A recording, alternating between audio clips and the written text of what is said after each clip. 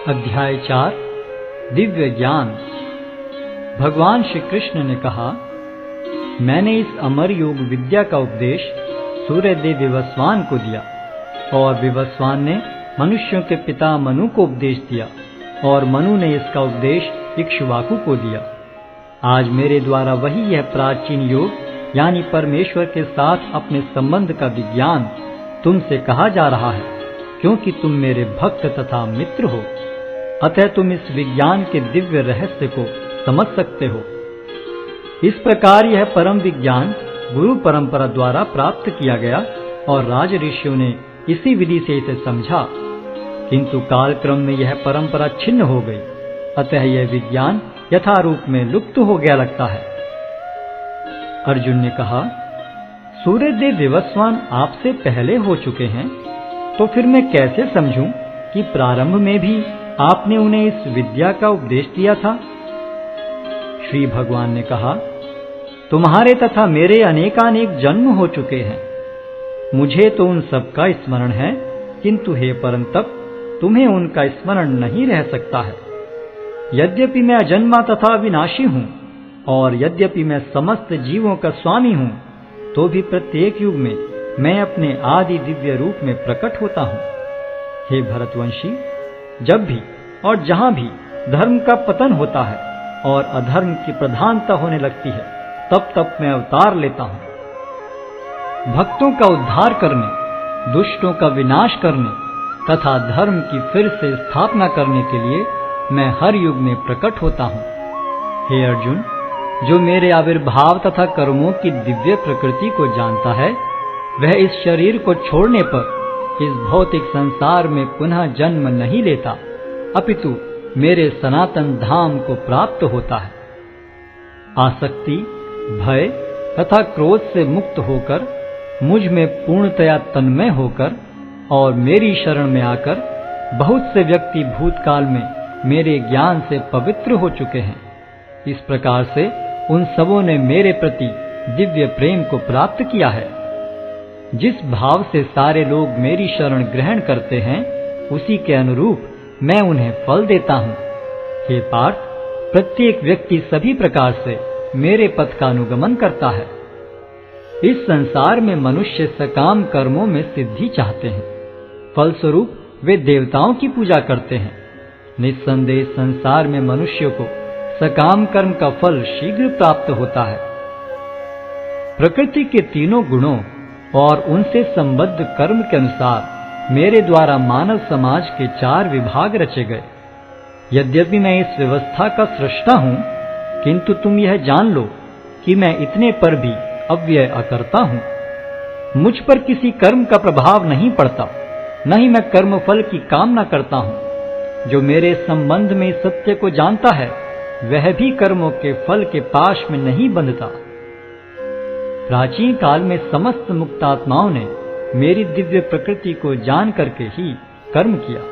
अतः तुम्हें चाहिए कि उनके पद चिन्हों का अनुसरण करते हुए अपने कर्तव्य का पालन करो। कर्म क्या है और अकर्म क्या है, इसे निश्चित करने में बुद्धिमान व्यक्ति भी मोहग्रस्त हो जाते हैं। अतः मैं तुमको बताऊंगा कि कर्म क्या है, जिसे जानकर तुम सारे अशुभ से मुक्त हो सकोगे। कर्म की बारीकियों को समझना अत्यंत कठिन है। अतः मनुष्य को चाहिए कि वह यह ठीक से जाने कि कर्म क्या है, विकर्म क्या है और अकर्म क्या है। जो मनुष्य कर्म में अकर्म और अकर्म में कर्म देखता है, वह सभी मनुष्यों में बुद्धिमान है और सब प्रकार के कर्मों में प्रवृत्त रहकर भी दिव्य स्थिति में रहता है। जिस व्यक्ति का प्रत्येक प्रयास इंद्रिय तृप्ति की कामना से रहित होता है, उसे पूर्ण ज्ञानी समझा जाता है। उसे ही साधु पुरुष ऐसा करता कहते हैं, जिसने पूर्ण ज्ञान की अग्नि से कर्म फलों को भस्मसात कर दिया है। अपने कर्म फलों की सारी आसक्ति को त्याग कर सदैव संतुष्ट तथा स्वतंत्र रहकर वह सभी प्रकार के कार्यों में व्यस्त रहकर भी कोई सकाम कर्म नहीं करता। ऐसा ज्ञानी पुरुष पूर्ण रूप से संयमित मन तथा बुद्धि से कार्य करता है, अपनी संपत्ति के सारे स्वामित्व को त्याग देता है और केवल शरीर निर्वाह के लिए कर्म करता है। इस तरह कार्य करता हुआ वह पाप रूपी फलों से प्रभावित नहीं होता है। जो स्वतः होने वाले लाभ से संतुष्ट रहता है, जो द्वंद्व से मुक्त है और ईर्ष्या नहीं करता, जो सफलता तथा असफलता दोनों में स्थिर रहता है, वह कर्म करता हुआ भी कभी बंधता नहीं। जो पुरुष प्रकृति के गुणों के प्रति अनासक्त है और जो दिव्य ज्ञान में पूर्णतया स्थित है, उसके सारे कर्म ब्रह्म में लीन हो जाते हैं। जो व्यक्ति कृष्ण भावनामृत में पूर्णतया लीन रहता है, उसे अपने आध्यात्मिक कर्मों के योगदान के कारण अवश्य ही भगवत धाम की प्राप्ति होती है, क्योंकि उसमें हवन आध्यात्मिक होता है और हवि भी आध्यात्मिक होती है।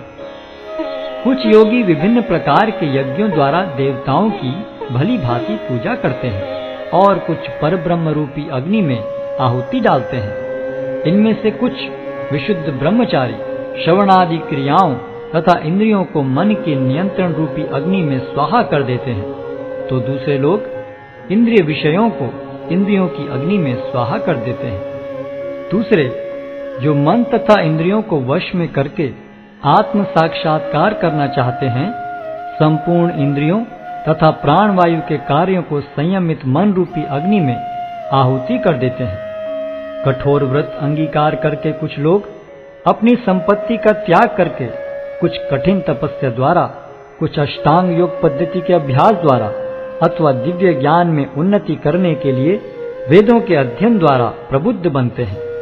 अन्य लोग भी हैं जो समाधि में रहने के लिए श्वास को रोके रहते हैं। वे अपान में प्राण को और प्राण में अपान को रोकने का अभ्यास करते हैं और अंत में प्राण अपान को रोककर समाधि में रहते हैं। अन्य योगी कम भोजन करके प्राण की प्राण में ही आहुति देते हैं। ये सभी यज्ञ करने वाले यज्ञों का अर्थ जानने के कारण पाप कर्मों से मुक्त हो जाते हैं और यज्ञों के फल रूपी अमृत को चखकर परम दिव्य आकाश की ओर बढ़ते जाते हैं। हे कुरुश्रेष्ठ, जब यज्ञ के बिना मनुष्य इस लोक में या तो इस जीवन में ही सुखपूर्वक नहीं रह सकता, तो फिर अगले जन्म में कैसे रह सकेगा?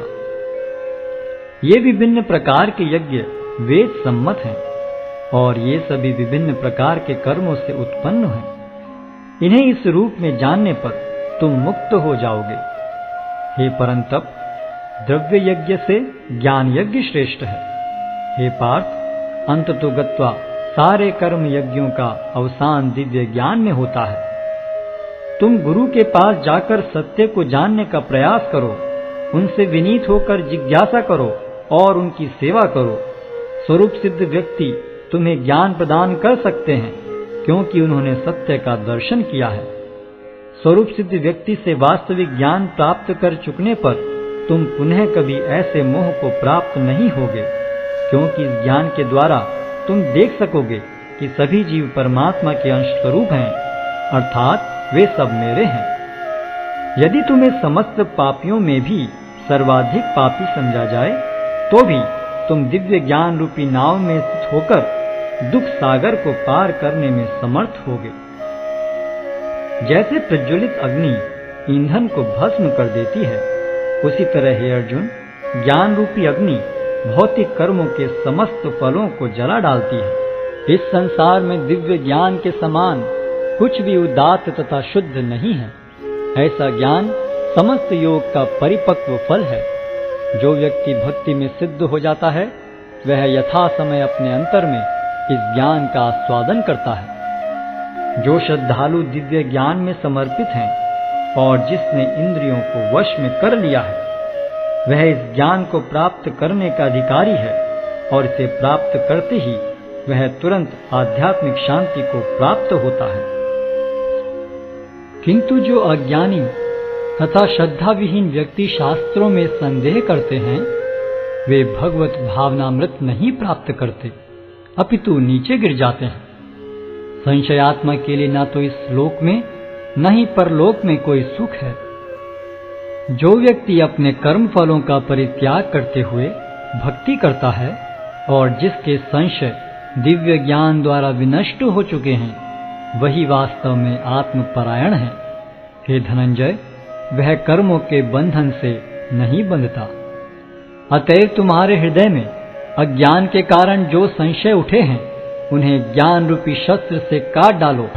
हे भारत, तुम योग से समन्वित होकर खड़े हो और युद्ध करो।